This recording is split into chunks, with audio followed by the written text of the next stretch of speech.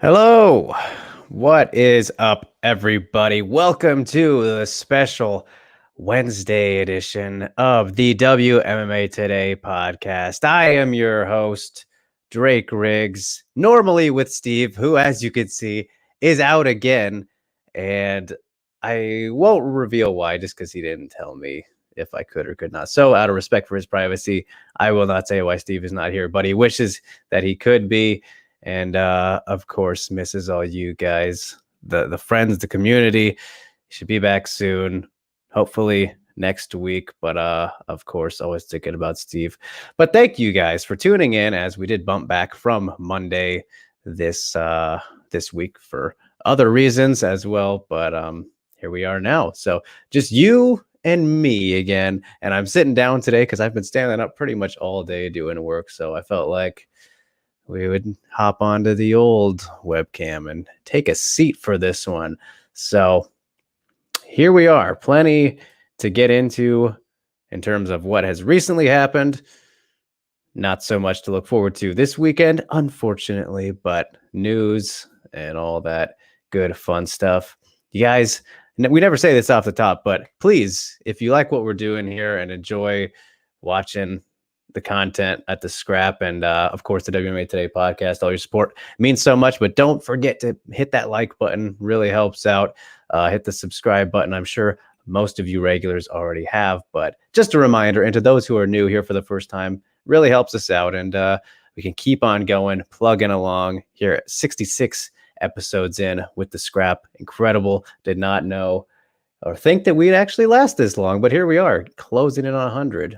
We got about 40 more weeks or so that'll be a while, but here we are. So what is up, everybody? Good to see you. Zazakita's here. What is up, man? Good to see you. I can't remember at least you being on or in the chat recently, so good to see you coming over from SCMP, which maybe we'll lead into another raid like we did last week, except the podcast over there tonight will be more interactive than last week because we were doing the media day stuff, which was a bit of a drag, if we're going to be honest. So, Jimmy, what is up? Good to see you. James, Rain, Jin, Rue, Ghost.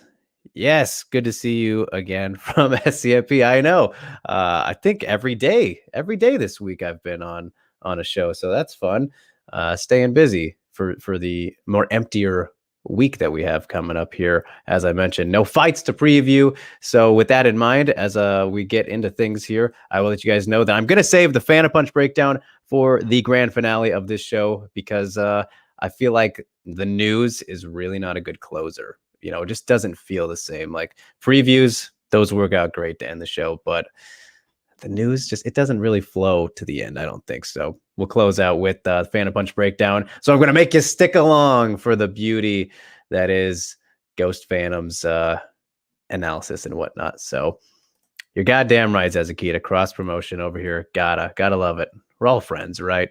We're like the AEW of MMA channels. I went there. I had to for you wrestling nerds. But anyway, let's get into it. Nick and I at SCMP already really got into it on Monday and then last night, but One Empower has obviously been the biggest talking point from the past weekend. So we will start off with that. And hold on, since I'm on this screen here, it kind of cuts off the edges. So I'm just going to maneuver that real quick. But yeah, so One Empower happened and I hit the wrong button. Of course, off to a fantastic start.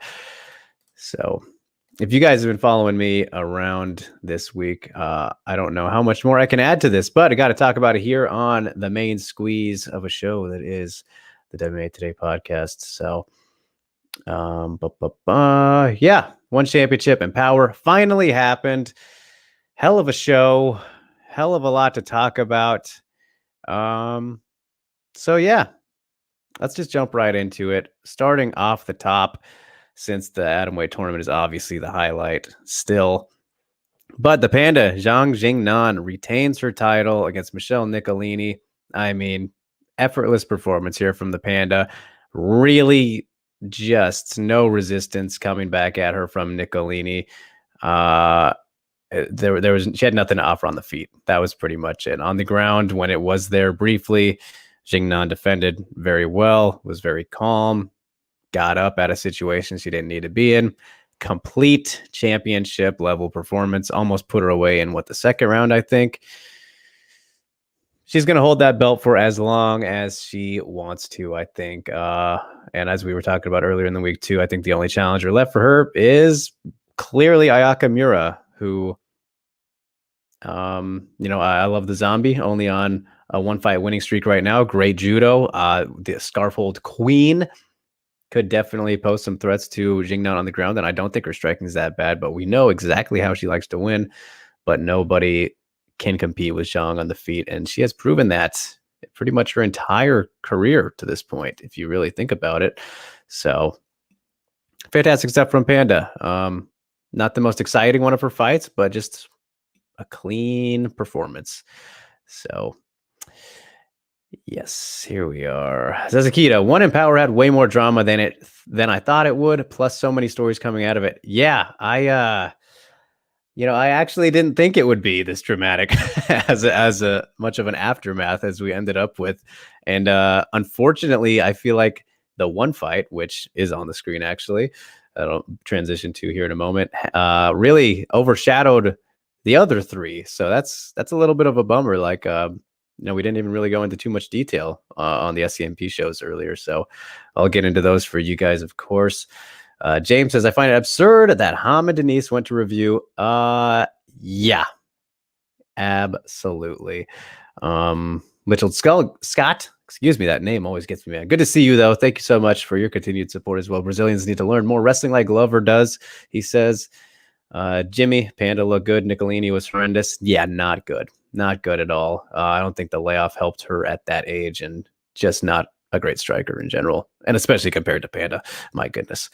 As Akita, Panda has a nice, smart, and safe performance. She's fantastic, man. She is really, really good. I would love to see somebody challenge her in the striking, but I don't know if there's anyone out there that can be brought in at the moment. So I honestly would love to see her go somewhere else at this point. There's nothing left for her aside from the Angela trilogy, and I guess Ayaka, as I said. So that'd be fine. But that's it. That is it, unless Victoria and all that mess, but that's way too soon for that. So, Cintro, good to see you, my man. What's up, Drake? It was nice to see you on SCMP. Of course. I know I don't get out on the podcast enough. I'm always doing so much other stuff, but obviously trying to do more and more of that as things are getting figured out for me in terms of the video gap opened a little bit with the body lock stuff disintegrating, unfortunately, before our eyes.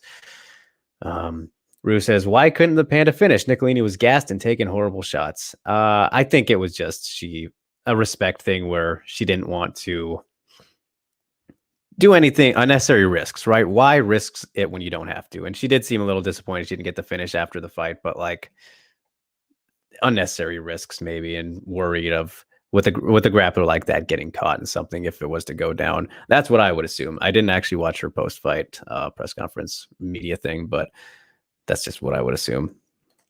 Says Akita, says Panda going to the UFC would be slightly interesting. Wonder if she's open to leaving one championship. I know. That's the thing, is she seems, very attached to them, which is fair. They've treated her well, it seems like.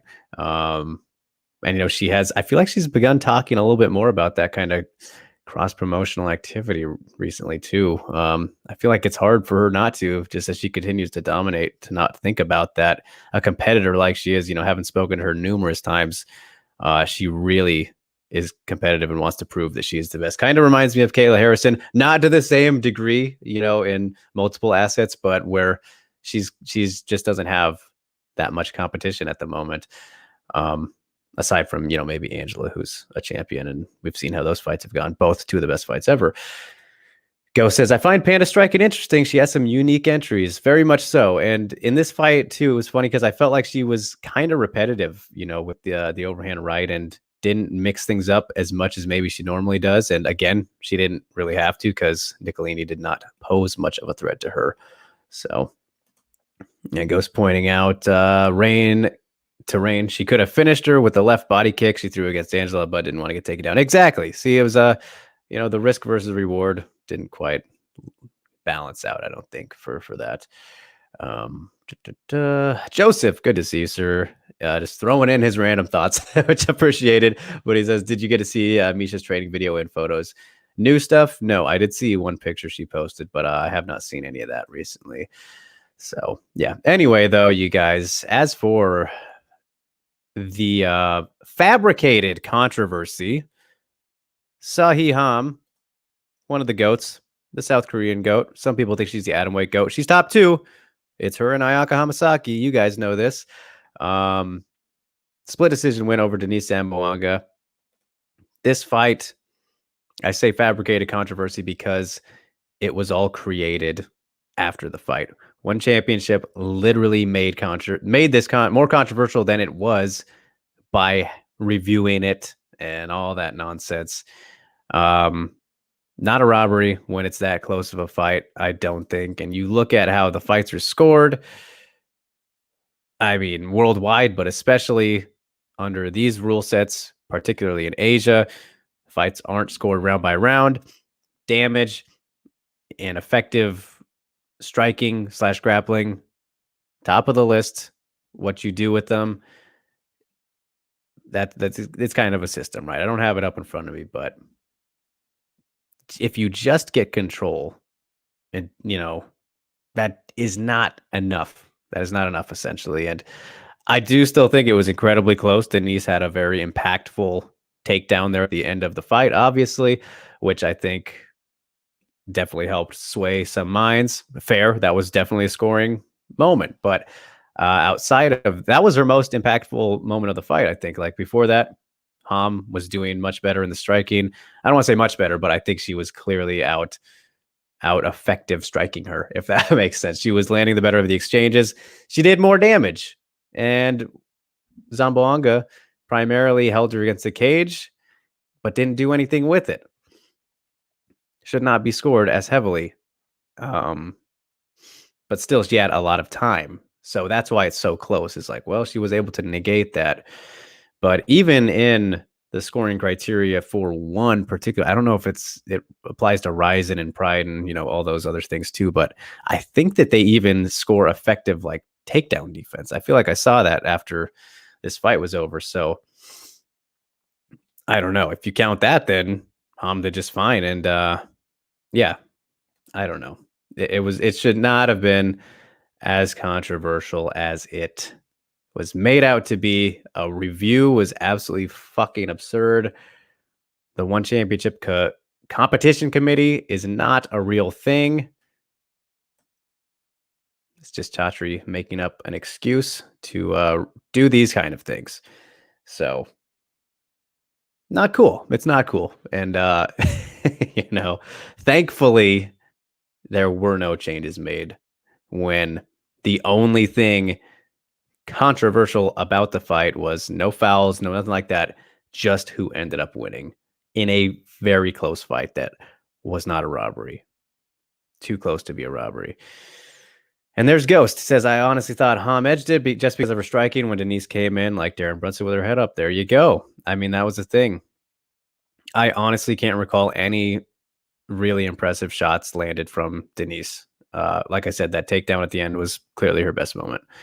But she didn't do anything after that even. So says Akita, if they ignore the fans, it would have gone away in a few days. They kept the controversy going by announcing the in-house BS, by the way. Yep. No. And as I said earlier this week, it continues to get people talking. It keeps you talking about it, which I feel like was also unnecessary because these first 4 fights in the tournament were pretty noteworthy. And I feel like we would have talked about it anyway, but not as much if they would have kept doing this, right? So Jimmy says, I thought Zamboanga won, that she was pressing her against the cage. I thought Zamboanga won because I'm assuming is what he means, but yeah, fair. I mean, again, close. I understand each way, but for me, just who was more effective overall, I think was definitely, I shouldn't say definitely, but edged it there.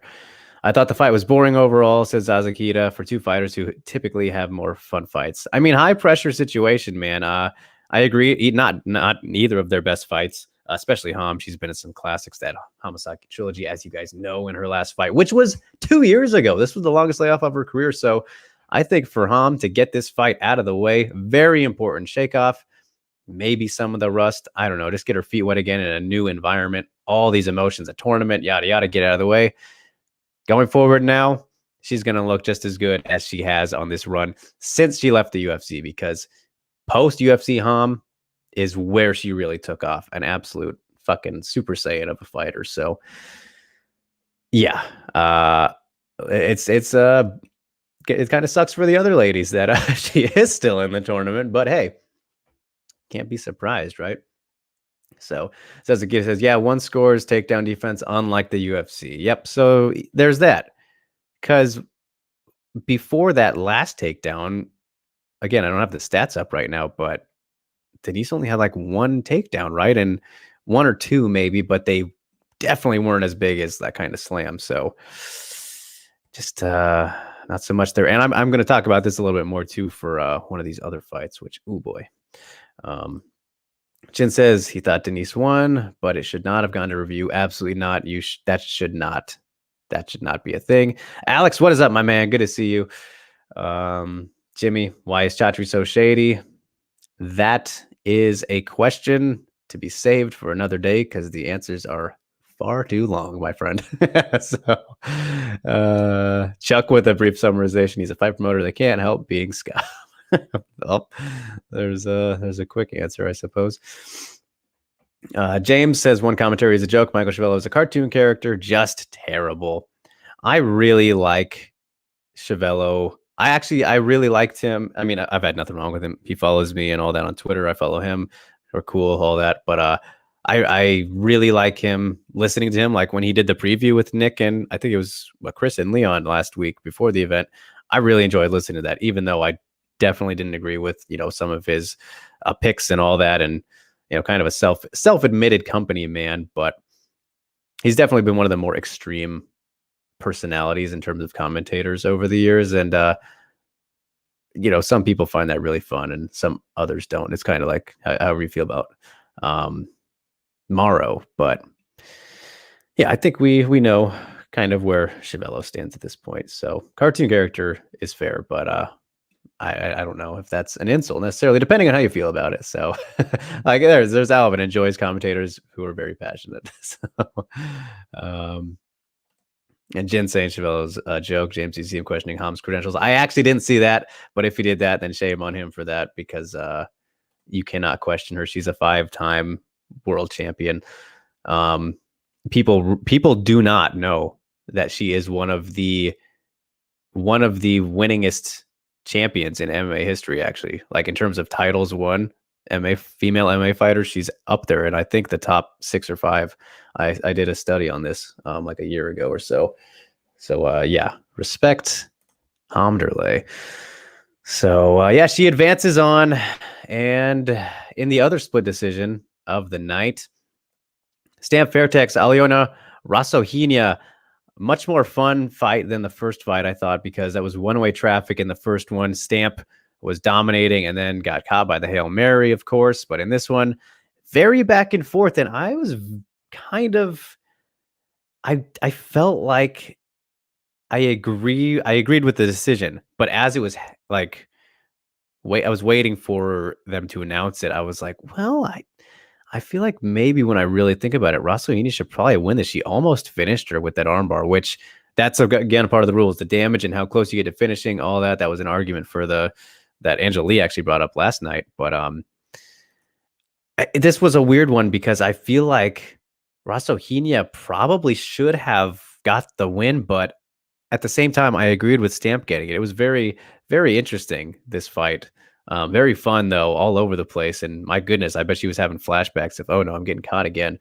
But yeah, a very, very kind of coin flip of one. And my goodness, I think these two are just made for each other. Rasohina doesn't maybe have Stamp's number, but she's goddamn close, that's for sure. So great fight from both ladies. As Atsuki says, one championship has to question Ham's credentials to keep the "we are the best" image. Standard practice, absolutely, which drives me fucking nuts. But just discrediting a total legend like that, and disrespecting a total legend like that so much to even take away her first win in your company, like My goodness. Go says Ham beat Hamasaki in a close fight. How do you question that? Yeah, and I mean that's also a fight that I thought Hamasaki just edged, but I mean that obviously second round is hard to not look at. Very close fight, both of them. Ham's last two fights both very close, but yeah. Zazakitas' second fight was very close. Very good adjustments by Aliona, definitely. Ghost says, did I see the journalist had asked Stamp what she would do if she got caught in another guillotine? I think so. If that was before the fight, then yeah, I remember that, but I didn't retain it very well. I don't remember what she said in response, but I feel like I was definitely there for that. Sazakita, I think Alionia gives many girls in that division hard fights. We'll see. I mean, she might be coming into her own, or again, it might be a Styles matchup kind of clash thing with these two. But I don't know. I've never been too sold on Aliona, but this was definitely, like I said, a much better performance than their first fight. Little Scott agrees. Go says, anyone who follows MMA knows that you just go to the opposite side of the choke. Right. So Little Scott wants Fairtex versus Hirata now. All right. So I will share the votes that I put in for these fights after we get to these next two. But all right. So there's one side of it. And then that means Ritu versus for Little Scott. Man, some journalists asking stupid questions before the fight. Oh man, they're asking all the time. And yeah, I don't know if I put it out there yet. I think I only told Nick, but if you guys did tune into that Angela Lee, Christian Lee, Victoria Lee family media day last night, I've been told that is actually going to be the last one of those. So no more virtual media days. Yes, where's my sound effects? I'm so happy because I can't get over how cringy some of these people are. And like, I would say no offense, but like, come on, man. Come on. I know that MMA media and how we let people in, how many people get let in is a problem. I don't know what to do about it, but my goodness, something needs to be done because some of these guys are just making everybody look bad. And it does not make the fighters want to talk to us as a collective unit. So I'm glad that these are going away. One championship still, this is for one specifically, but they're going to try and do something new. But what we saw last night in that is gone, thankfully, if they keep to their word, from what I've heard. So, Sazakita says, I laugh when they try to bring up Ryzen because I know Kana Asakura and Hamasaki would do really well, be easy top 5, if not champions. Yeah, I mean, safe to say, I would make those bets, but again, it's the thing that kind of gives me reservation right there and pause is like these are bigger women, right? This is the 115-pound division. This is not atom weight. This is not the 105-pound atom weight division. We watched the strawweight tournament. Anywhere else in the world, they're calling them what they are. These are strawweights. And obviously Elise Anderson and Ham were the only two actual atom weights competing in it. And maybe that would have been a reason for the struggle, the minor struggle that Ham had in here and in this fight with Denise. But, you know, she's been here before. We know she's best at atom weight, but we'll see. We will see. Kana, I don't think we've ever seen her at 115, and especially against these caliber fighters. But I would bet because they are both phenomenal. Like you said, Zazakita and Hamasaki. Yeah, she's fought there before. And, you know, her only losses aside from Ham are there. So, but she's done very well as well. Obviously, only 3 losses. So, Alvin likes Stamp style. Quite the exciting style, he says.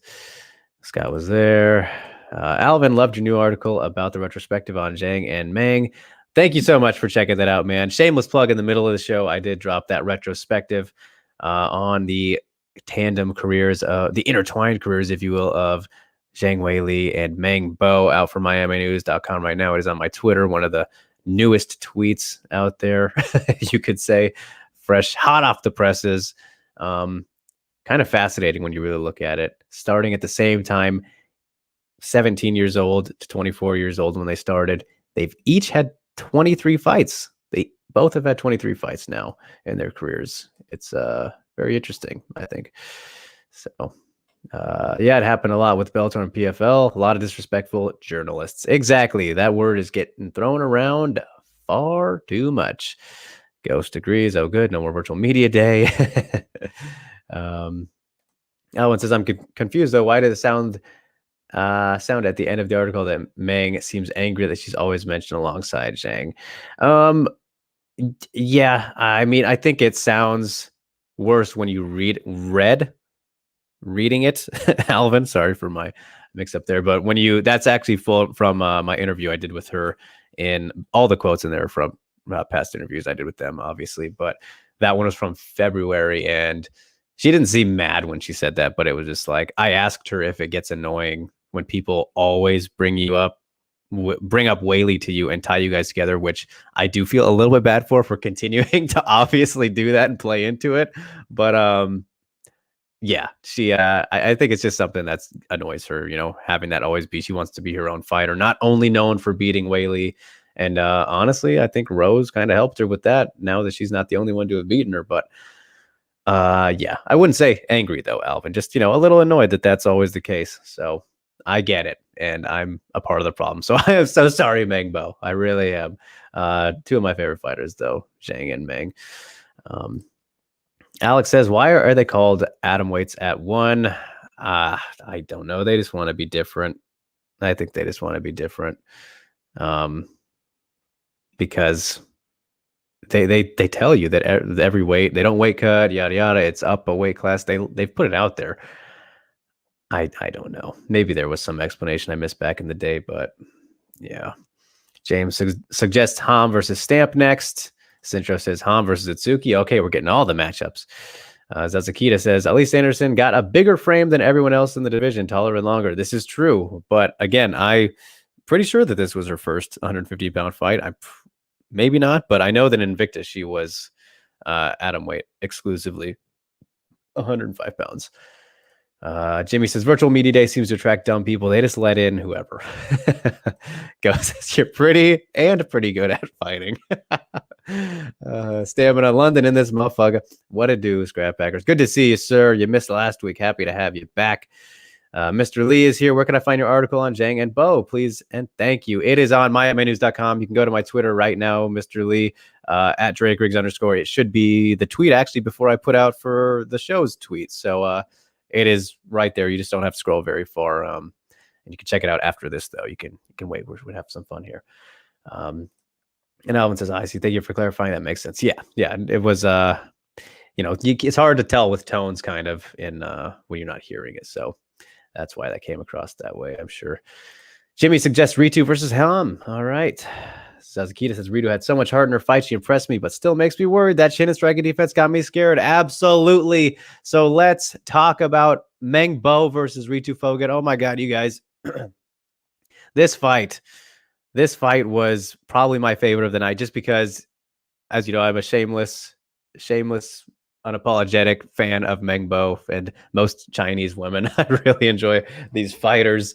But my goodness, that first round, she looked absolutely incredible, like she should be the champion right now. Absolutely put it on Ritu. Ritu could not take her down. She defended beautifully. Ritu didn't really set it up because she was unable to, because Meng Bo is an absolute fucking cannon. Probably the most dangerous fighter in one championships out of the women. Maybe you could say out of maybe the whole women. I mean, God, that when she rocked her, that was some incredible stuff. And then I think that she really cost herself by going for the armbar instead of trying to finish with the ground and pound. It was close, but like, man, if she didn't do that, she might have been able to finish it in that last minute there. Just a bold decision. Outside of that, though, incredible first round for Meng Bo. Maybe the best she's ever looked, I think. And then after that, of course, Ritu hung in there, and big props to her for surviving and continuing onward. Was able to grind her out after that. Get the fight down in her wheelhouse. And by the end of the second round, you could see they were both very visibly slowed down, both a little bit tired, picked up a little bit again in the third round. But Yeah, great rally by Ritu, and just surviving that storm, I think, kind of clearly hurt Meng Bo, as she wasn't able to keep that up and to keep Ritu off of her. And I felt like even with everything that happened after that first round was enough for me to maybe think like, I wouldn't be mad if they did give this to Meng Bo. But you look at the difference here between what Ritu did to what Zamboanga did is you look at the domination, duration, and the 3Ds, right? You look at that here in the unified rules, but we can look at them here in this case. She got control of Meng Bo for a good amount of time, but she was landing and doing much better damage on the ground, much better ground and pound with the knees, the elbows. Like, look at everything. She was actually being effective with striking on the ground, unlike Denise in the fight with Holmes. So that I was like, okay, yeah, I mean, totally fair for Ritu to win this, but I saw the case for Meng Bo because she did a lot of fucking damage, obviously. Nearly finished the fight with strikes and the submission. So I didn't feel like we saw that out of Ritu, but when you look at the domination, duration, damage, she definitely did that, especially as the fight went on. What, the last like 2 minutes or so? I thought they both looked good in certain areas, obviously. But yeah, as Zazakita did mention here right away, so much hard from Ritu. That was very big, very important to see. But her striking defense and striking still a big problem. And against the likes of Ham or Stamp, she's going to be in some serious trouble. But it might not matter because of the way if she can survive, weather those storms, and then get the opponents down. And as shout out to Sepulot over on the SEMP chats, he mentioned, I think it'll be good. He thinks it'll be a good thing for Ritu not to get crazy and improve her striking too much, because we've seen people fall in love with it so much like that. And maybe that would hurt her game, which I don't necessarily disagree with. He might be onto something there, because that happens a lot, but she's still very young. So that is possible to happen. But I can't favor her going forward after this performance because of kind of how rough that, she did look in the striking department. I thought she looked better against Lynn in her last fight collectively, but the wrestling clearly an X factor. And she did everybody a serious favor by taking Meng Bo out of this, because as mentioned, Meng Bo is an absolute lethal weapon. Yeah. So I was going to try and make a lethal weapon joke there because, my last name and everything, but I didn't want to. So here we are. But crazy stuff. That fight was insane to me. And my heart breaks for her because, man, she was so close, Meng Bo. But she's definitely going to learn from this. If she could just maybe work on the gas tank a little, the sharpen up some things with the defense, but look good. Go says, I thought that Bo had good distance control and lined up her right hand, but then slowed down. Exactly. Yep. Pretty much. Says Akita. Anyone else in the division that doesn't have the wrestling to save themselves? Ritu top tier wrestling saved her. Yep. Go says she should have looked for back control instead of jumping on that armbar. Also fair. Rain says, man, this is why we needed Ghost on the other day. That's why he's here now. Ritu actually did damage. Yep, exactly. Acting like Denise did what Ritu did is insulting to Ritu's performance. Exactly. No. Yeah. There's a very big difference there in those performances. Like, Ritu showed you what Denise should be arguing for if she didn't win. Like, if Denise did what Ritu did after in her fight with her grappling exchanges, and she argued for that, I'd be like, yeah, well, okay, that makes way more sense. But yeah. James says he thought Ritu just edged it. Yeah, man, this was still a very close fight because of everything that Meng Bo did, kind of before those later parts of the rounds. So agree with you there. And Jin even says he thought Bo won that one. Maybe I'm wrong. Yeah, enough for you, man. I wouldn't have been mad at it. I think she did plenty to get a win here, I think. So yeah, we're in the same boat there. Not mad at Ritu winning though, but I'm retracting my bias. Ritu should study striking, but not to strike, but to learn distance control and stay at the end of opponent range. There you go. That is what you should do, not anything fancy. Not learning striking for a wrestler is not smart, says Ghost. Yep, we've seen that plenty as well. Jimmy, Ritu grinded out that win. Much respect to her. Chuck says it wouldn't be WMA without fighters going for low percentage submissions. Unfortunately, that is a thing that does happen. Rue says, was hoping that Bo would win, but I understand why they scored for Ritu. Yeah, much more understandable than any Denise cases you want to make for her grappling, control and all that stuff. So that fight was something, man. That told us, I think, a lot about both of them. Answered some good questions. But then we start off with Itsuki versus Elise Anderson was the first of the tournament. I think that this fight has actually been the least talked about, at least from what I've seen, out of all 4 of these Grand Prix fights. And another one that was kind of interesting to score as well. I thought that Itsuki won. But again, I kind of felt like it might be interesting to see which way they go because, she almost got knocked out in the 3rd round. She was definitely down before that, but that was a huge moment. Not big enough, in my opinion, but something that was very obvious to see. And then, just got kind of stuck on the bottom again. So I don't really see much of a case for Anderson, but I think that's kind of the commentary hypnotism, right, in full effect there, where they were kind of making it sound closer than maybe it was. But yeah, I'm not sold on Itsuki going far either after a performance like this. I mean, it's tough when you look at what we saw from the other 3. Ritu. I mean, that's the fight that I want. I'm going to tell you guys right now, I voted for Itsuki versus Ritu, which again, who knows if our votes even fucking matter? They probably don't, because I'm sure they won't show us the results. And if they do, who knows if they'll even be real? And then Stam versus Sahi, just because I think that I felt the least amount of confidence in both Ritu and Itsuki to make it past, let's say, the likes of Stamp and Sohi on the feet, I guess you could say. I don't know. I don't think their performances were they didn't show me exactly what felt like performances to go all the way in this thing. I know I'm probably not making too much sense, but at a Stamp, yes, she almost got caught as well, but I just kind of liked her showing a little bit more overall. So we'll see how it shakes out. But again, still for me, I'm going with Korea's GOAT there. So Sahiham to win this whole thing. I'm still confident in that. I think she got the first fight out of the way, and they should be a little bit scared now going forward. We'll see. We'll see how it plays out.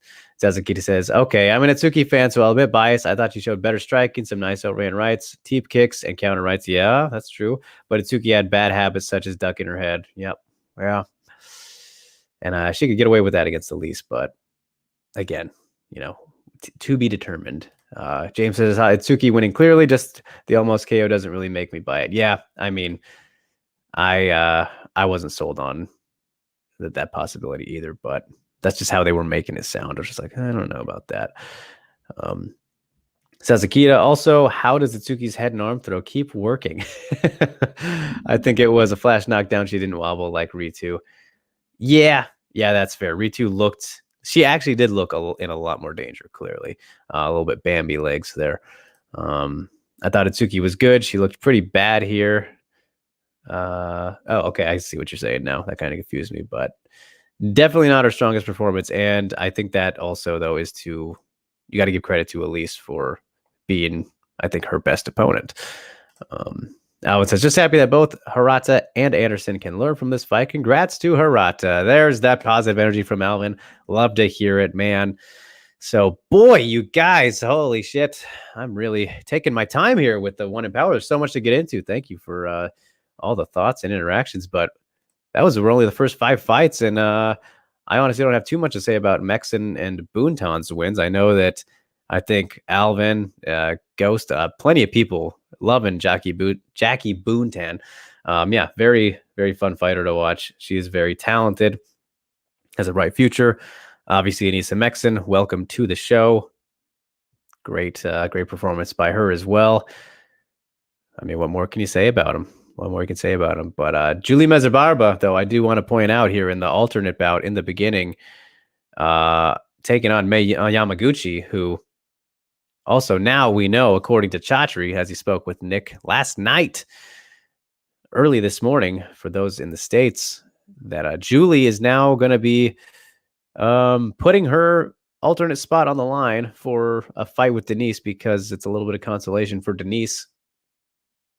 So, I mean, it is what it is. I don't necessarily agree with that. Kind of unfair to Julie, but if this is what we got to do, all right.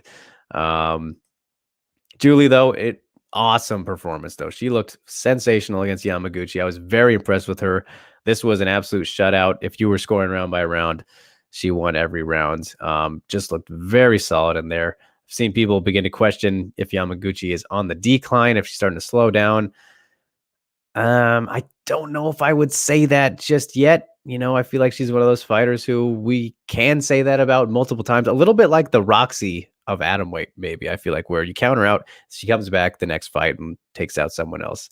I don't know. But Julie, she looked great. It made me really wish we got to see her versus Meng Bo instead of Ritu. And I hope that we can see that fight at some point, because that would have been fireworks.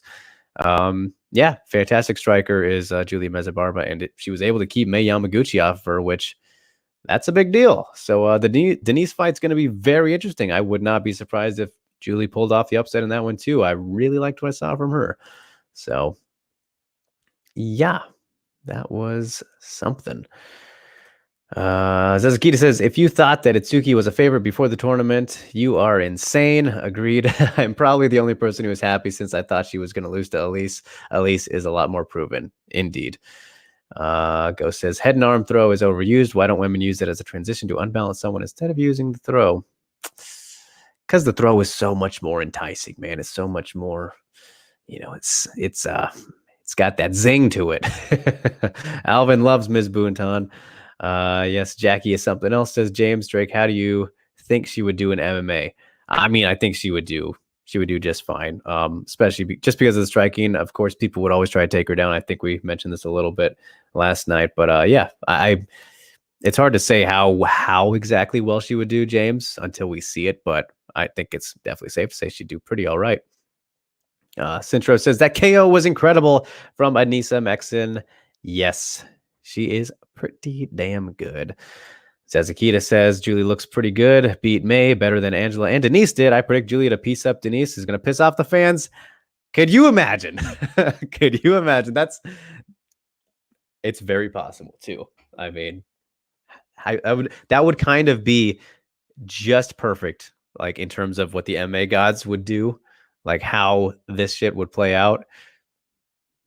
All this complaining, sort of, call it what you want, about the fight, and then here we go. She gets even another dangerous opponent who knocks her off in an alternate bout that she shouldn't be in, right? If we're going to be honest, but is what it is. And I have nothing against Denise. You know, it's just this is shaking out so weirdly.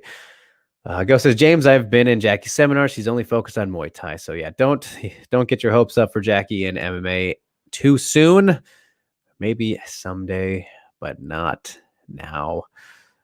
Jin says, do you think they would match up Stamp versus Buntan in Muay Thai, or is Chachi trying to protect them both? I don't see why not. I mean, because Stamp is, well, I was going to say Stamp is focused on MMA now, which leads you to believe why would she go back right now or anything, especially right now in the tournament. But she could go back, do that fight, and come back to MMA, all that. But I don't know. I feel like they're kind of both focused on their own things at the moment. So probably not. I mean, in terms of protection, I don't think that's a worry anymore. Stamp is lost. So that's not a big deal. But in terms of if Stamp would go back if they wanted to do that, I don't know about that. So all right, 45 minutes in and one championship hogs it on up. That's all right. There was a lot to get into. There has been a lot to get into. There's a lot that will continue to be gotten into as the semifinals approach and all of this stuff happens. Yeah, I mean, my goodness. Says Akita asks, how do you see the semifinals going if my bracket goes through? Who do you see winning, and how likely is an upset in each matchup? All right, so as I said, I got the grapplers against each other and the strikers against each other. So that means Ritu versus Itsuki, Ham versus Stamp. Ham beats Stamp purely based off experience. She might even take her to the ground and do some damage there just to mix things up because she's that kind of veteran. Wouldn't be surprised.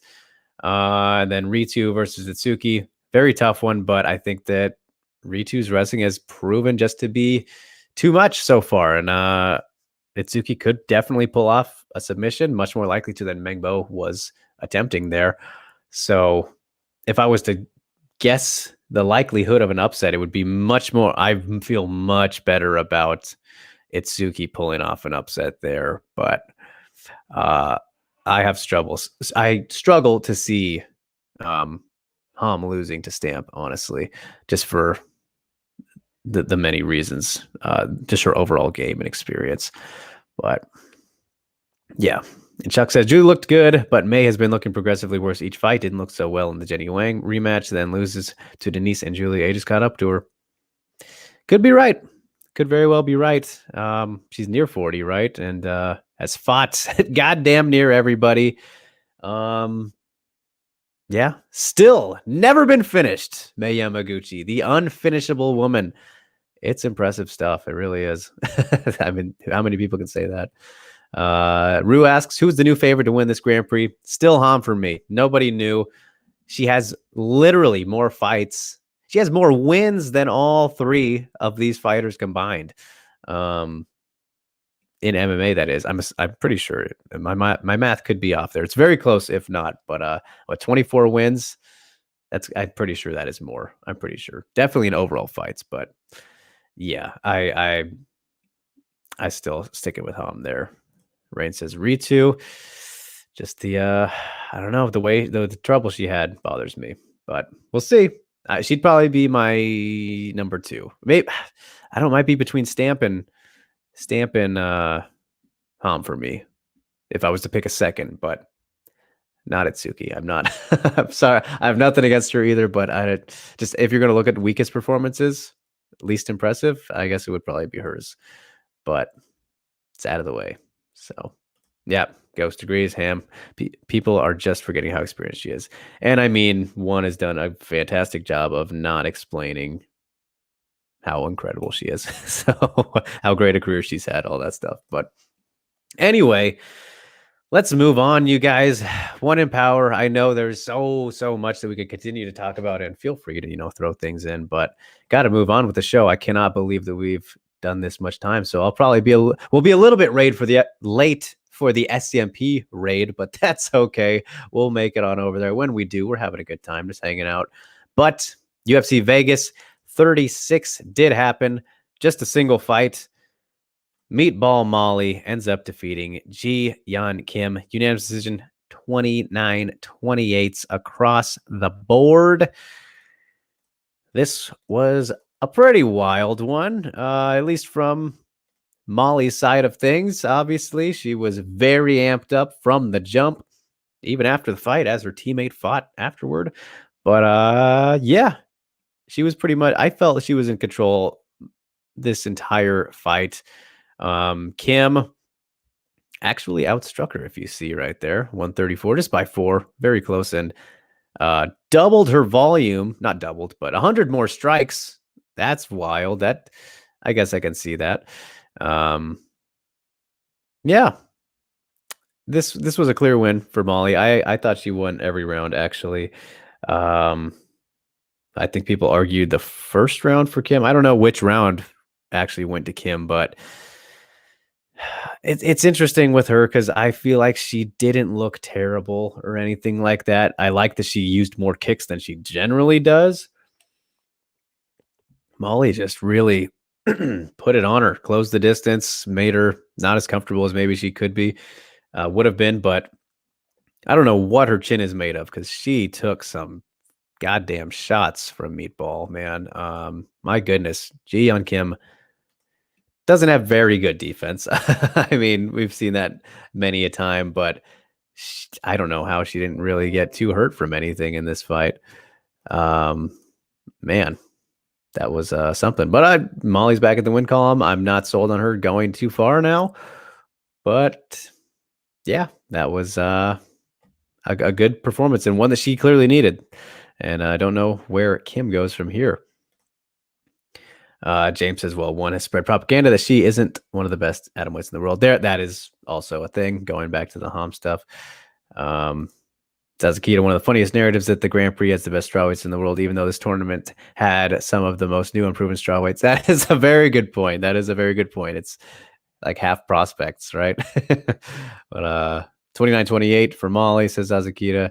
Had more aggression in her yelling every now and then really helped. Go says, I don't know, Kim winning the first 2 rounds. Second was a toss-up for me, but hey, judges liked aggression and power in that fight. Interesting. Yeah, I mean, I've never been one that gets hypnotized by the octagon control or aggression type stuff, because I hate that people get swayed by that, because it literally means nothing if you're just walking into shots. But I didn't feel that in this one, Ghost. I felt like I just felt like Molly landed the better, cleaner shots overall. But I don't know. Maybe I'll have to recheck that out. And I mean, obviously the stats are pretty close, but in terms of like head strikes and all that, let's see where the landing points were. 86% from Molly. Not a single leg kick thrown by her. How about that? And I don't know how they measure distance necessarily. That seems kind of 99% distance shots. I don't know if that seems like what qualifies as, where do you draw the distance? Like how close you got to be. At least arm's length, right? I don't know how that works. But either way, interesting stuff there. Zazakita says Molly McCann still gets taken down by any grappler easily. Yeah, she didn't show us that she could stop that from happening. Go says Kim is quite an interesting one. She's so slow but relies on position to make things happen. Quite fascinating. Stamina, McCann, rounds 2 and 3. It's not at all contentious. I love to watch her, and she's a great human. Her ceiling is perhaps kind of low, though. There's a lot of women she can't fight like that against. Yep, absolutely right. Couldn't agree more. Zazakita, Kim is so naturally unathletic. Imagine if Kim was naturally athletic and fast. Yeah. I mean, she's got a great frame for the division. Clear win for Molly. Come on, go, says Rue. Oh boy, he's coming at him. But yeah, I did think it was clear for Molly as well. And I thought the round 3 was actually the one people might have gave to Kim. So I guess there's a lot of interpretations to be made about it. But either way, I did think it was for Meatball. So that was the lone UFC fight. Where does Meatball Molly go next? I don't know. I don't think that win told us a whole lot. But is what it is. Back in the win column is always a good thing.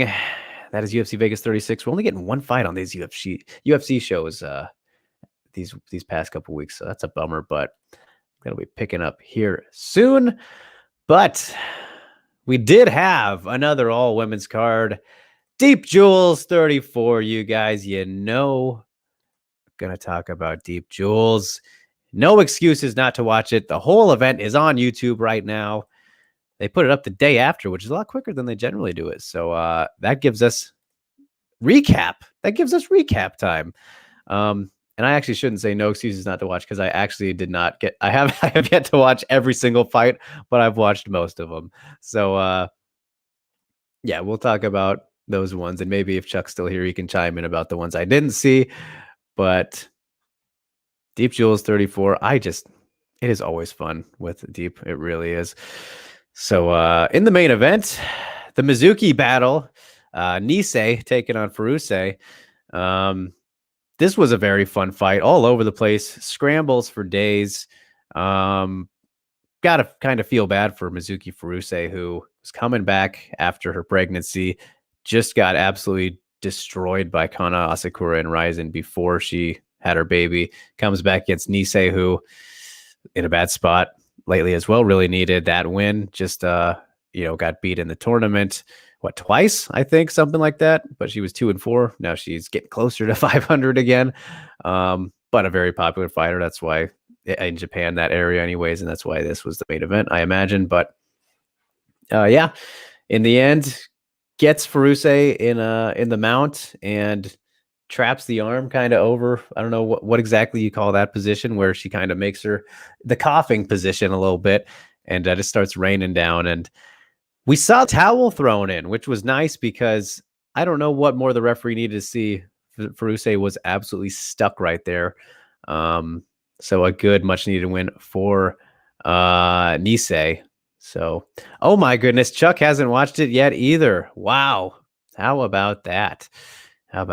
So we've got 2 weeks upcoming with 4 female MMA fights. Female May. Actually, I'm going to say that properly. Yes, that was used ironically. Nicely done. Rain yet to see it, but yeah. Wow, 3 and 4 fighter in the main event. Interesting. Again, very popular. At least to a good enough extent is Nisei. This was a smaller Deep Jewels event, but still had some notable names on it. And yeah, in the co-main event, Kato Yama against Mimiko Shimizu. And Sazakita, I will also mention for you that if you're unfamiliar with Deep Jewels is pretty much the Invicta of Japan, maybe a little bit more feeder league-ish and about the prospects and whatnot. So that's kind of typically who we'll kind of see fighting here.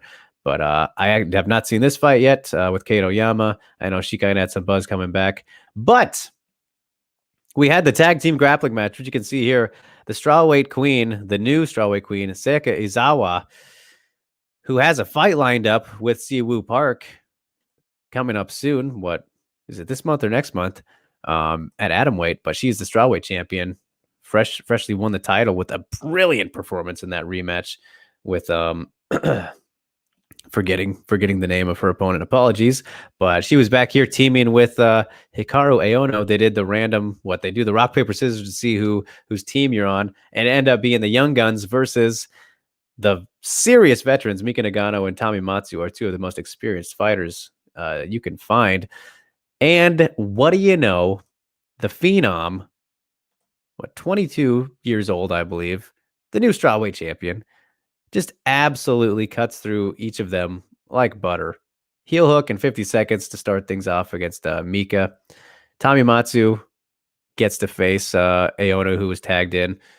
Aono doesn't really like what she's got going there, gets in the corner, tags in Izawa. Oh, that's okay. I'll armbar you too. My goodness. And I know that Tommy Matsu, maybe a little bit smaller, but still very, very talented grappler. And then Nagano, I mean, just impressive. What can't Izawa do? I am so excited for her future. Very bright. Aono just kind of got to sit there and watch everything. But yeah. Chuck says Deep Jewels is Invicta on a realistic budget. All right, there you go. Alvin says, loved all the performances by all the combatants. Ms. Aizawa looked incredible. There you go. Alvin, check it out. I love to hear it, man. And yes, she is special. I think it is safe to say that we've known now something is there. Sazakita says, I thought Emmy was in on Ryzen's roster. She might have been one and done, kind of one fight deal thing, Sazakita, just for that Rena fight, since they don't have a strawweight division or anything. Because Emmy since has fought once or twice. I know that she got beat by Oshima in 40 seconds, which was absolutely incredible too. Oshima, the other champion, the atomweight and microweight champion. She is a very, very serious prospect as well. But yeah, James nailed it. This was just the Seika show. This was a complete highlight for her. Yeah, exactly.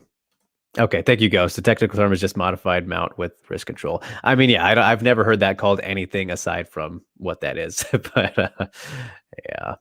And Chuck with a great point. There aren't too many, exclusively locked in fighters with Ryzen. They are a federation, which kind of means less exclusivity, right? So you can, if you look up the definition, I think that's pretty much what it is. People are free to come and go, and which is what makes the cross promotion so easy. But yeah, Tommy Matsu was not exclusive to Ryzen That's for sure.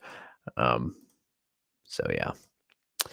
But before that, oh goodness, well, I feel like this card is out of order here. I thought that I Am Murakami was the co-main event, but I have no idea. Either way, Takabayashi, you guys know, I was saying it last week. I've been saying it since I saw her with her Ryzen debut, which she lost, but I am fully on the Takabayashi hype train, man.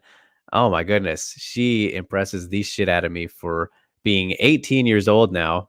I think she just turned 18 very recently, and despite it was another decision win for her, but this was a very important performance to see from her against Tomoko Inoue. Somebody who probably a superior grappler. Safe to say, Takabayashi is a striker by trade. That's her specialty. But the fight IQ that she showed when on the ground, in the moments that she was on the ground, had no trouble on the feet. She's a very good striker for her age. When she was in positions on the ground, was very calm, didn't stay in them too long. When she could get out, she got out. She did not play around and fight stupid like these younger fighters might. But at 18 years old, she is showing some serious fight IQ, as evidenced in this fight, and her striking is sharp for her age. I am all aboard the Takabayashi hype train. 115 pounds. Look at these prospects coming out of high school, man. I love me some Takabayashi. She'll be main eventing these Deep Jewel shows soon. I'll tell you that much. Oh God, Stamina with the bad news. Are you kidding me? No, we haven't got to the news yet at all. But this is breaking news, right? So GDR is out of the Aldana fight. Oh my God, that is such a bummer. That is a serious bummer. Yeah, not just for that fight not happening, but for Aldana. I'm sure that they'll get her a replacement, but oh man, what a downer. What a downer that is. Yikes. Undisclosed injury. Jermaine is just, she has these problems, doesn't she, with injuries? I almost think that they should rebook that. Don't have Aldana fight someone else, actually. Depending, I guess, on what happens with Ladd and Chase on, but I need to see GDR versus Aldana. God damn it. I need to see that. So, yeah. As for breaking news, I guess that's how I feel about that fight. That's a bummer. GDR is out of her bout, UFC 268, November 6th, with Irene Aldana. A very clear, at least for Aldana, title shot hanging in the balance. Rebook that fight. Nunes is fighting Pena in December, right? Yeah, rebook that fucking fight. Awful news. Anyway, we'll continue on. Takabayashi, you guys, keep your eyes on her. Same with Seka. Same with Izawa. If you don't know about Izawa yet, you fucking will soon. Takabayashi, I think, will be a slower build, but Izawa is rocket strapped to the moon right now, I think. She is lethal. And then Aya Murakami, as I mentioned, she is back fighting at microweight after supposed to have been in that atomweight tournament, but she got sick, had to pull out, unfortunately, and took on Kyoka Chibasai, who is incredibly tiny, 4'9". Very aggressive on the feet to start from Murakami. She still has a long ways to go on the feet, but I liked her aggression and her kicks to start things off. But once she got things down on the ground, pretty much completely dominated. Ended up getting the armbar. Good stuff from Murakami. I really like her as well. 2-0 now. Still pretty green, but I like her grappling. So good win for her. And then I did not see Pochan Z's lost. I didn't see that fight yet either, along with the other Miyu Yamamoto. This was the kickboxing fight, right? That had the fake news attached to it. But yeah, so that was Deep Jewels 36. All up on Deep's YouTube channel now. Deep Jewels is YouTube channel, right? It's right here. You can go click on it right there from the Tapology page if you want to go watch. So I highly suggest checking out the ones that I already talked about. Main event was fun. I don't feel too much. I don't think either fighter is going to go too far, honestly. From what we've seen so far in their careers, but fun fight. So check it out. Izawa, the Izawa show, Takabayashi, also the future Murakami. She's getting there. She's getting there. So those are the big takeaways from Deep Jewels 34. Hashtag rebook the fight, says Stamina, in reference to GDR versus Aldana. Alvin says, forgive my ignorance, but is Deep Jewels the only organization with microweight? I believe so, Alvin. So microweight, 97 pounds. Yeah, I'm pretty sure they invented microweight, and it's just a complete gimmick, in my opinion. I don't see the longevity in that. It's just kind of a thing they're trying out, I guess. But yeah, I've never heard of microweight anywhere else, so I believe it is exclusive, a division exclusive to Deep Jewels. So yeah, but obviously some very good fighters, Murakami and Oshima, who was the champ, the double champ, and she is incredible herself. Ghost says off topic, but how interesting is Rena Panchan's striking style? Oh boy, love me some Panchan, making her debut next week. We'll be talking about that one.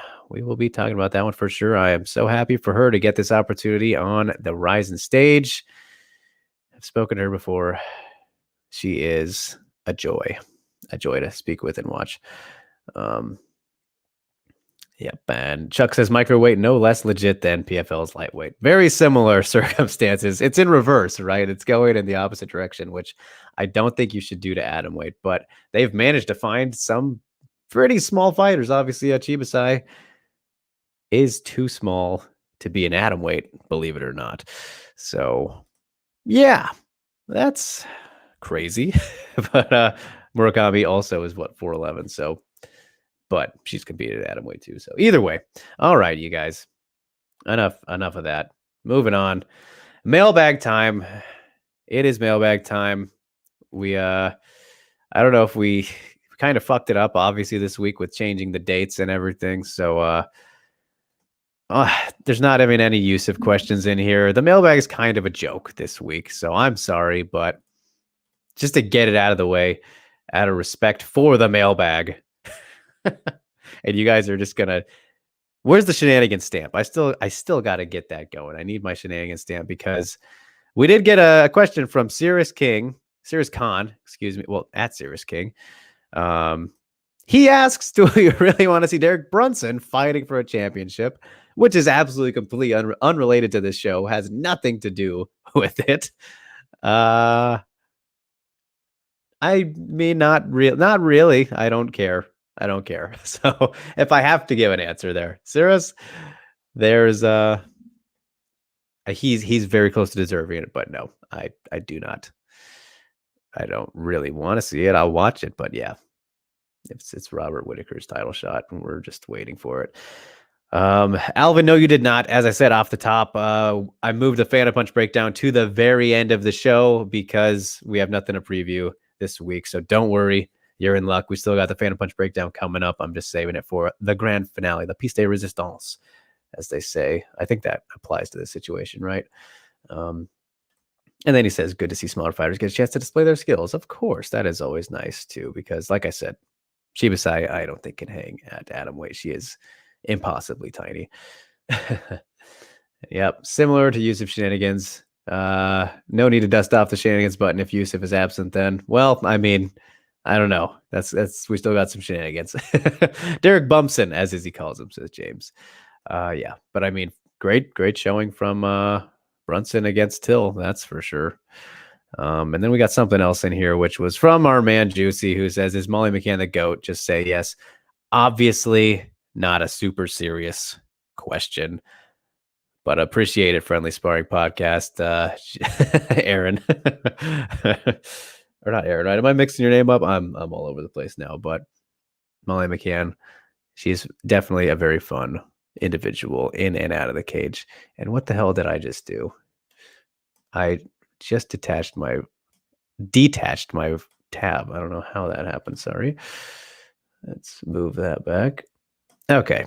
But no, that's the mailbag. See, I told you, a bit ridiculous this week. No real substance. I'm calling you guys out. We need better mailbag questions.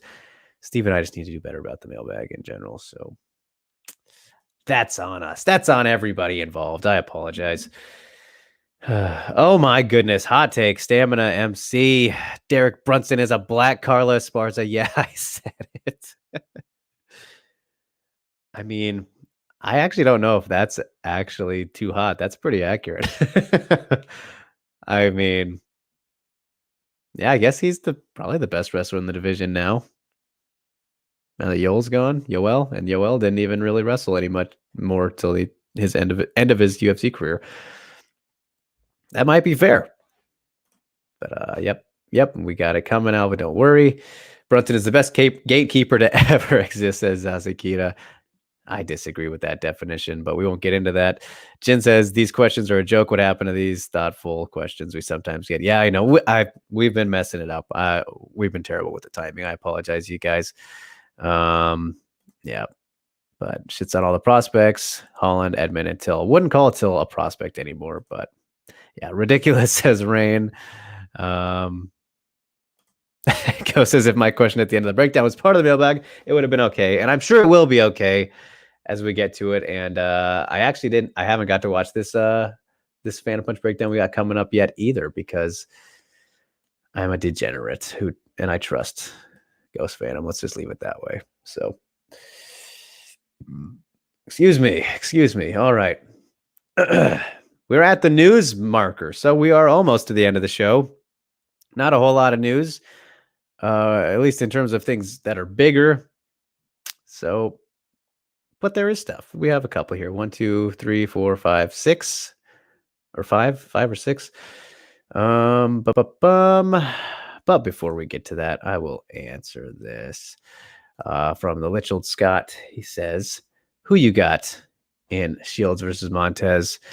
I'm gonna have to do some more research on Montez, who I believe I have actually seen her fight before, but I want to dig a little bit before then.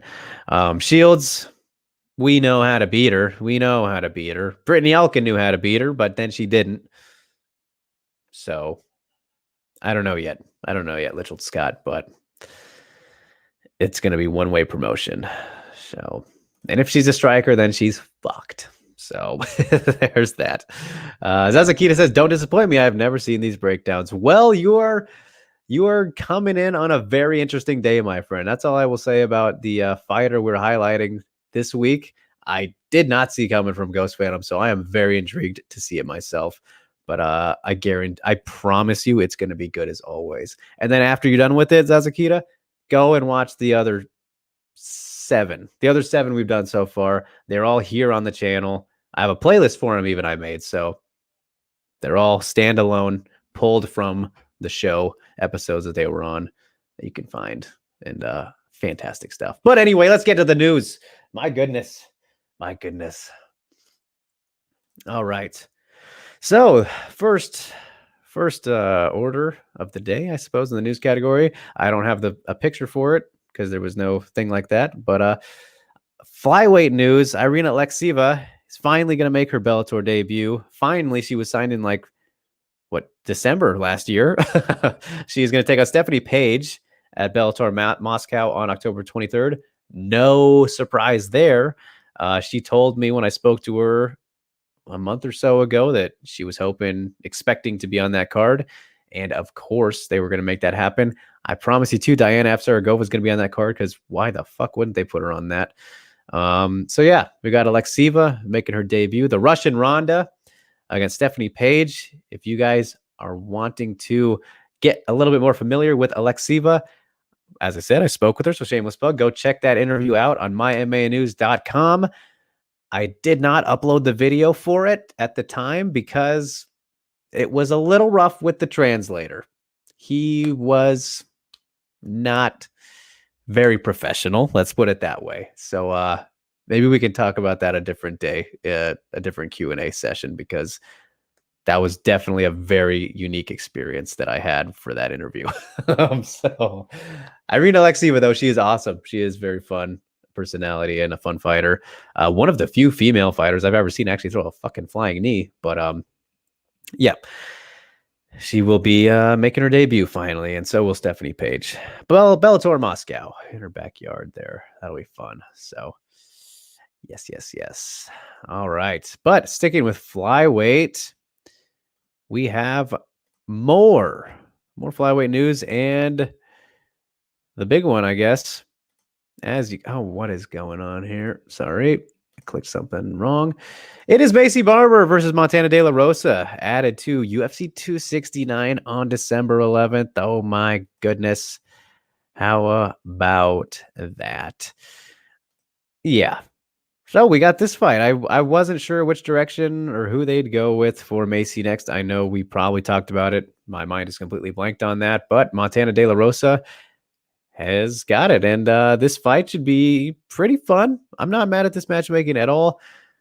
In terms of the rankings, I know Montana, they're pretty close to each other, right? And Montana coming off that win recently as well. Maycee off of the robbery of the year, right?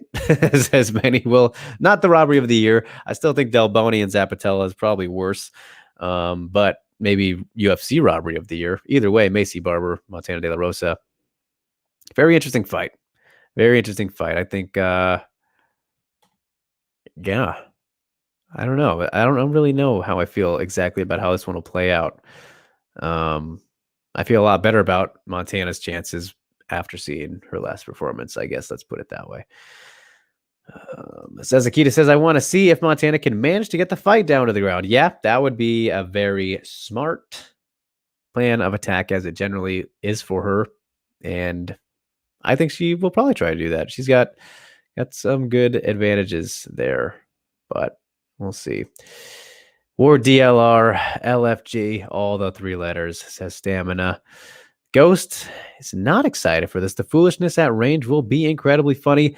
That is also a thing. Both of these fighters are not very good range at their striking from range and all that fun stuff. So mainly for Barber, he says, yeah, that's for sure. She's, my goodness, it's been a little bit rough lately. James just rooting for Montana. Says Akita says Barber is funny. She has feints and head movements from distance, but in the pocket, she loses all that and runs forward, chin up. Alvin, hopefully both Ms. Barber and Ms. De La Rosa have good performances. Love it, man. Love it.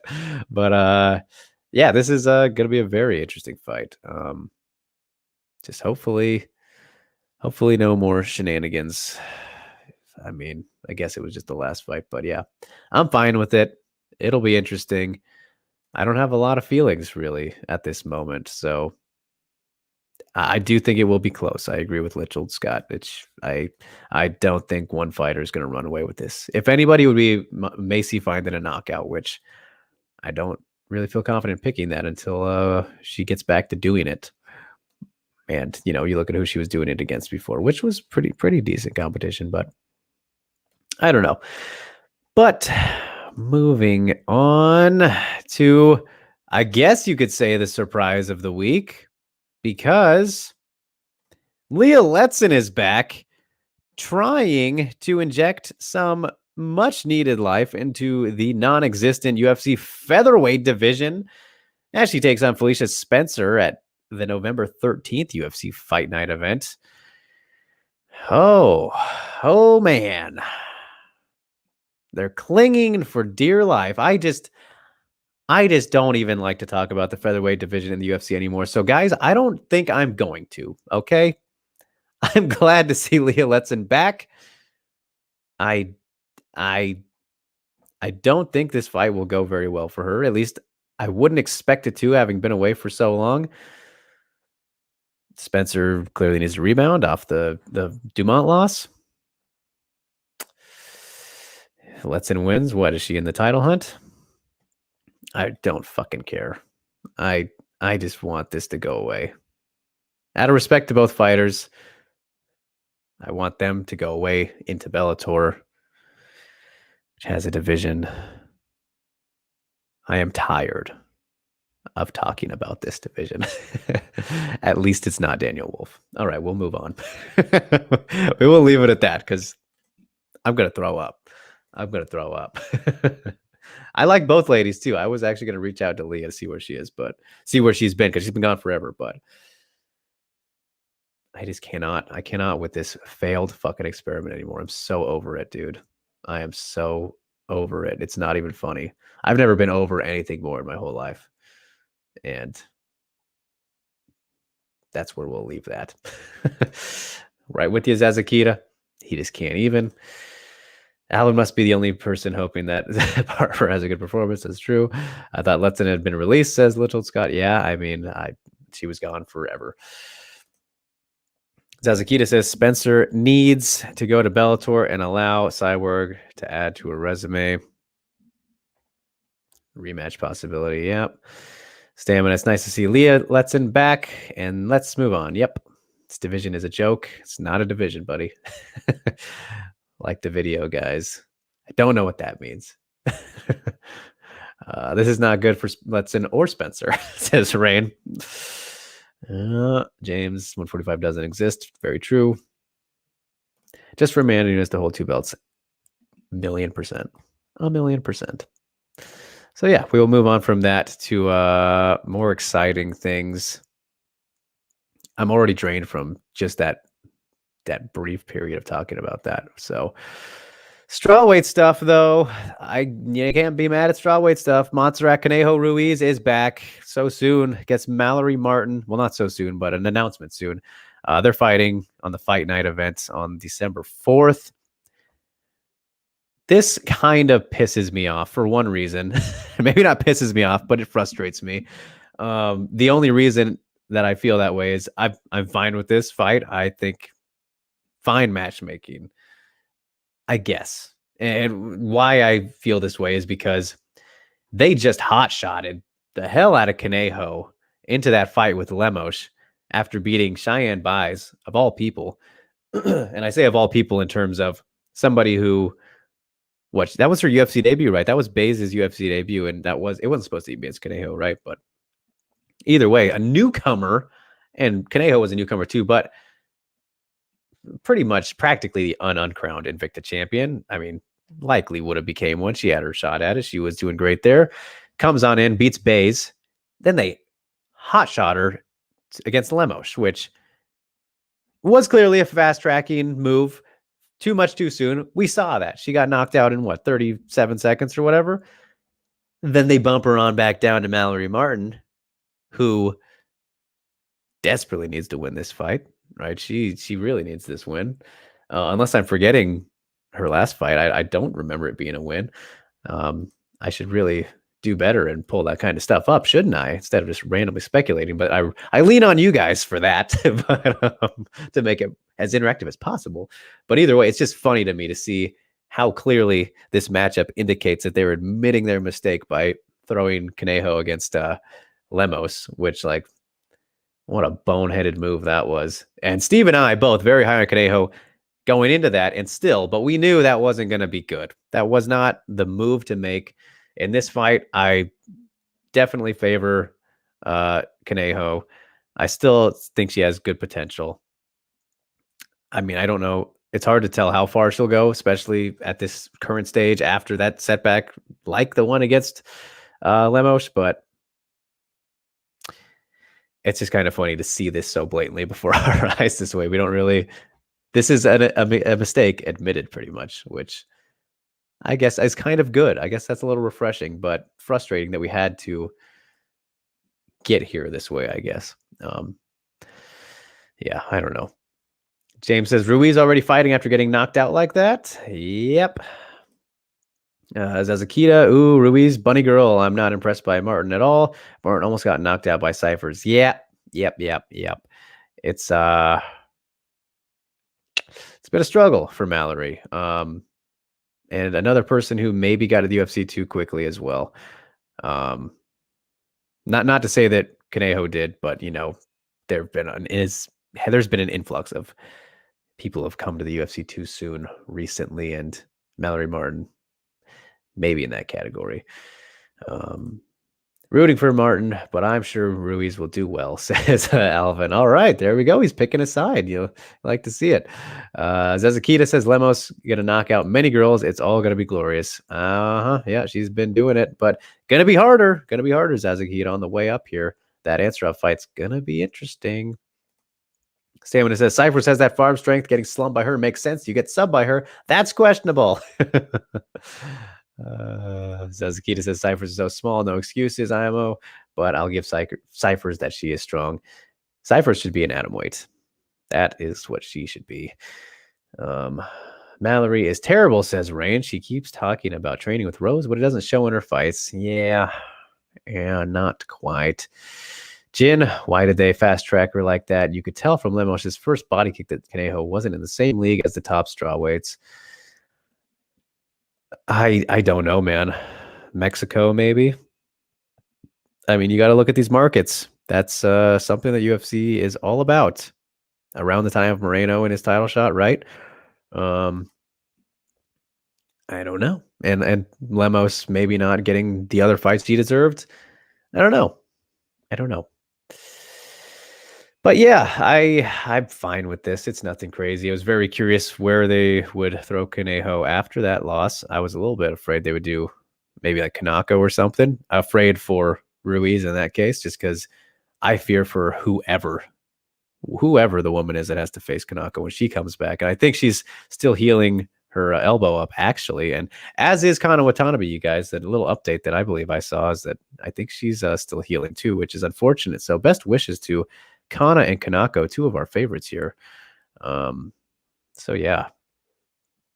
Ghost asked, doesn't Mallory train at Elevation? Why is she so bad? Oh goodness. I don't know if that's still the case though, because she's dating Duran Win, so he's an AKA guy, isn't he? I'm not sure. I always have trouble keeping up with where everybody is in terms of gyms. But yes, Litchfield Kanako is a beast indeed. That she is. I love me some Kanako still. One of my favorite humans on this planet. Stamina says he's blaming Duran Win for Mallory Martin, even though it's not his fault. Sazakita needs Caitlin and Valentina to retire for Grasso to even have a chance to get the belt. Also, I was sad for Kamari. I hope Ribas avenges her. All right. Kana Army rises. Here they come. Just one mention gets the boys going. I love it. That's what I want. That's what I need. Gotta get the army out and about when we can.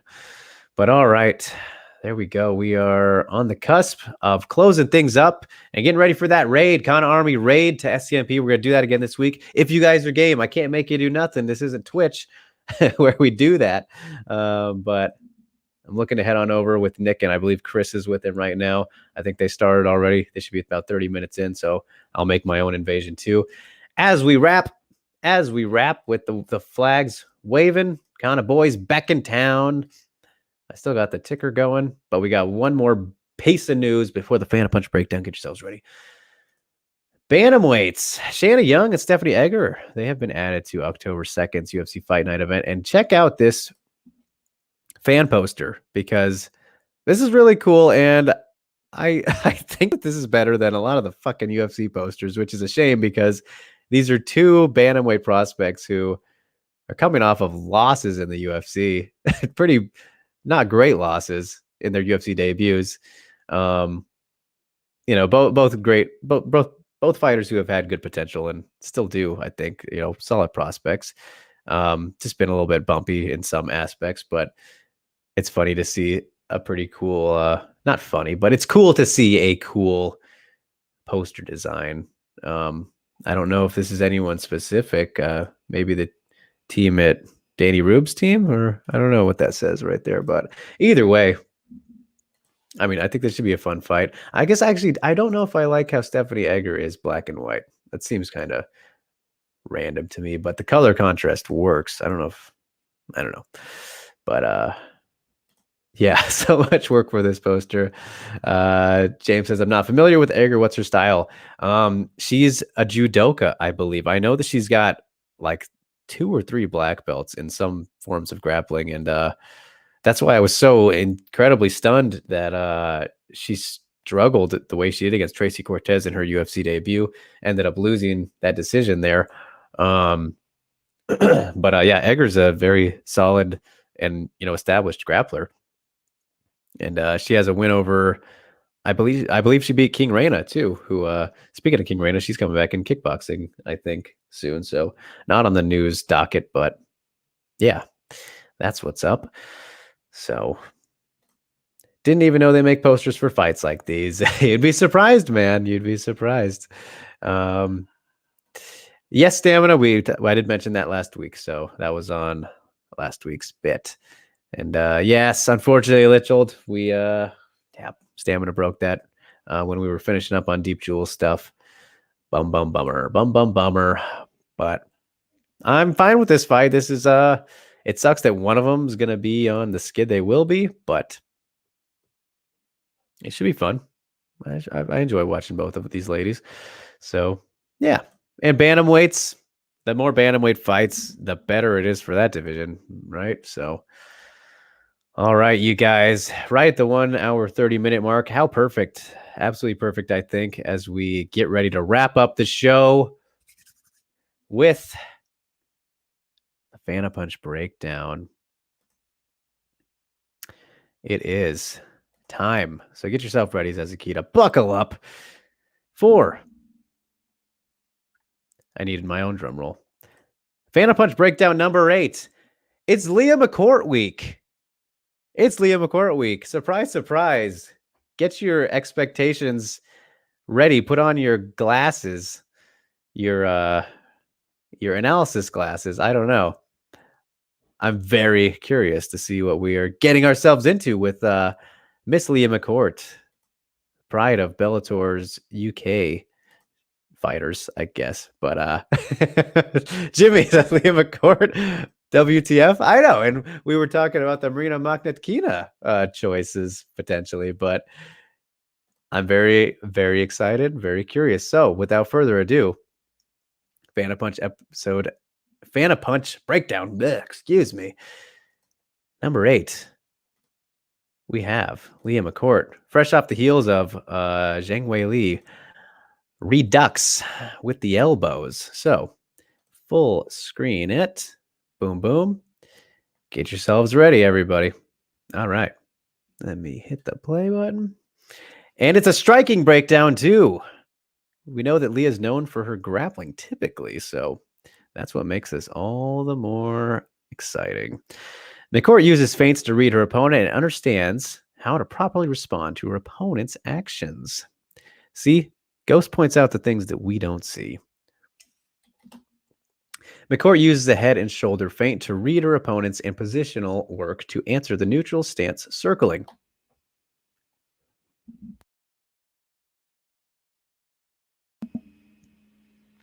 McCourt uses a head and shoulder feint. Opponent reacts by circling out towards McCourt's lead hand with a neutral stance. McCourt shortens her stance to reestablish her position quickly as her opponent circles out.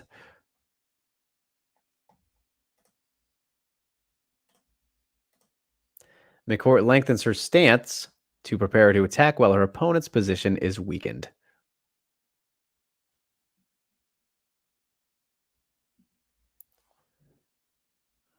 McCourt lands a nice right hand because she attacked while her opponent was out of position. Take note that McCourt is in a balanced stance while her opponent is square. Here comes the slow-mo.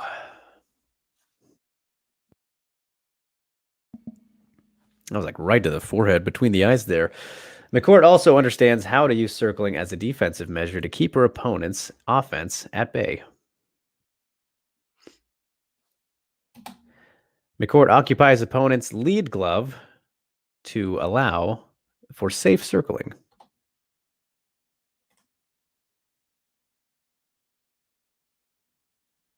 McCourt reads that the opponent is advancing. McCourt does not like the distance, and her position is so she smartly retreats. Excuse me. In her position, so she smartly retreats. McCourt sees that the opponent wants to advance. However, she is still readjusting to the new distance and her position is weak. Notice that her back foot is still readjusting the retreat. As McCourt enters the neutral stance, she throws out her left hand to occupy the opponent's. I can't. This is hard to see on my other monitor. Sorry. What does that say? Lead glove with the red. She does this because she doesn't want to run into any lead side hooks while circling her right.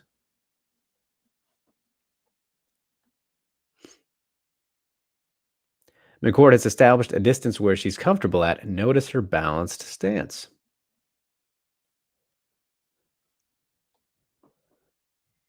McCourt throws a lead head feint to initiate her offense. Hand feint. Did I say head? Opponent responds with a high guard that makes her plant all the weight on her front foot. This allows McCourt to score a near low kick. Keep in mind the position of McCourt's pivot foot. While McCourt does score, this aspect of her striking is what she needs to improve on. To generate power in your kicks, you need to pivot your foot outwards in order to open up the high. The red is so hard. Hold on. Let me adjust here.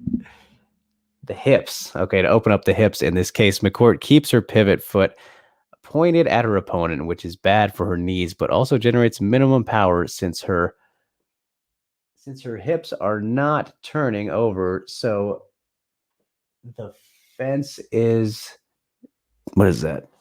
I'm so sorry, guys. Distanced, I believe.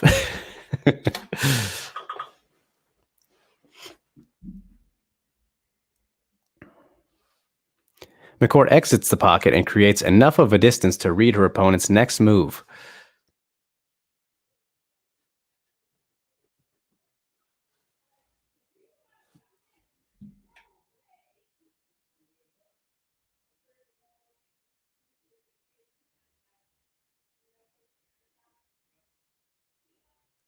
McCourt understands how to use the inside low kick. Oh, Ghost's favorite.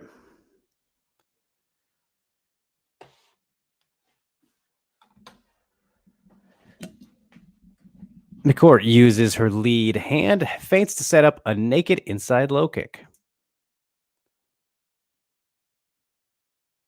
McCourt uses this slappy jab / hook hybrid punch not to land, but to force her opponent to react.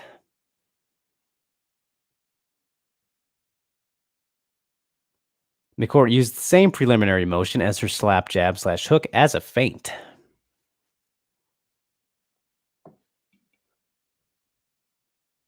Opponent prepares for a slap hook / jab by bracing herself as a high guard and planting her feet. McCourt scores an inside low kick while her opponent is defending something that did not come. Unfortunately, this is not a sharp low kick since McCourt does not pivot her foot all the way out. McCourt then exits via neutral stance to reset her distance.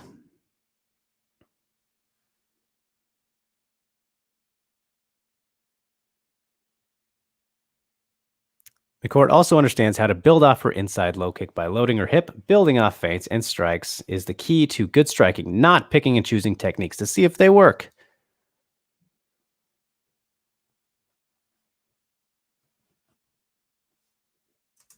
McCourt circles after the inside low kick, uses the hand load as a feint to land her jab while the opponent is readjusting to the distance.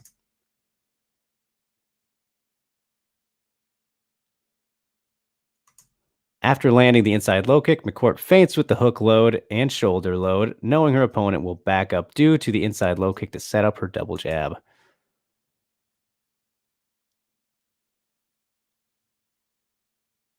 Very nice. McCourt also used the inside low kick as a counter.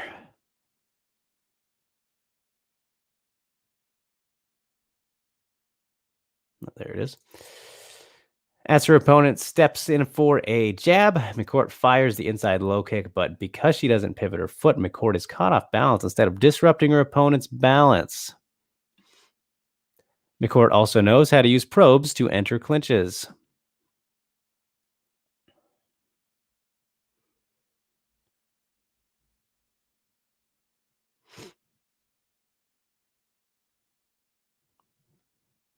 Yeah, that was good.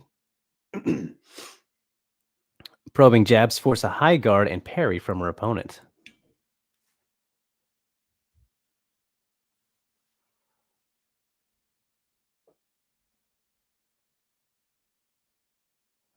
McCourt throws out her rear hand, forcing her opponent to high guard.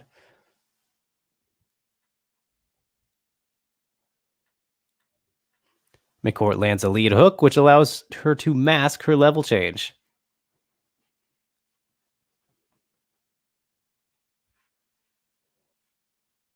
McCourt successfully commits to a level change since her opponent is worried about her strikes. This gives McCourt an open shot to her opponent's hips.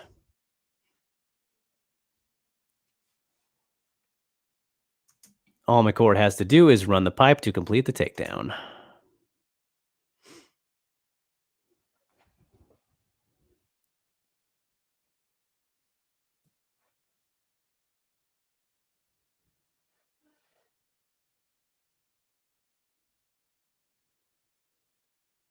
All right, there we are.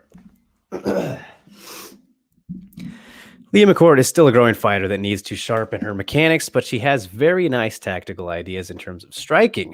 Her tactical ideas and logical movement takes no talent to execute and can help anyone in the world, even if they don't have athletic gifts. We're going full circle here, huh? Let me... Why do you think a lot of fighters like to rely on athleticism, then deceptive tactics and logical movement? Is it coaching or the fighter themselves? So yeah, there we go for the question that could have been in the mailbag. You are definitely right about that, Ghost. Would have applied and been just fine. But I don't know. I think that's just always been the sports mentality, right? No matter what you're doing, people are going to treat it as athletes being athletic, if that makes sense. If the more conditioned you are, all that kind of thing, that's just how they're gonna view any type of sport. And of course, I think that starts with coaching. So it's a fine mix, I think. But that mentality is just so ingrained, I think, in everything where, oh man, being a big athletic, you're always going to be a whole lot better. But I mean, look at fucking Tim Sylvia, for example. A guy was able to win the UFC heavyweight championship, off of skill alone, pretty much. Of course, not the best fighter ever, but definitely not the most athletic. And look at Roxy, look at Hamasaki, as you mentioned numerous times.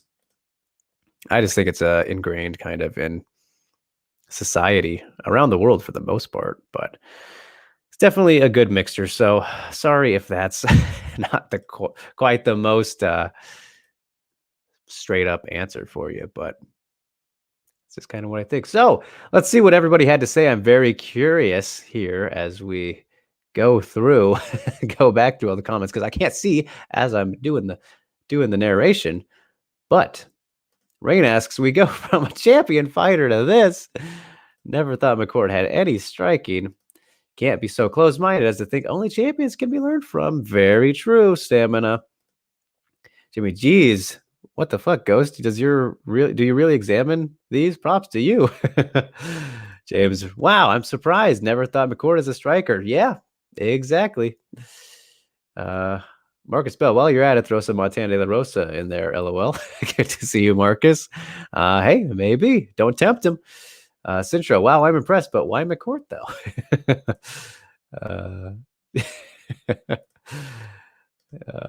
Ghosts, I did this to prove that I can learn from any fighter, just not the champions. There you go. And I think that is a very important lesson to be taken away here, is that there are things to be found and appreciated in everybody.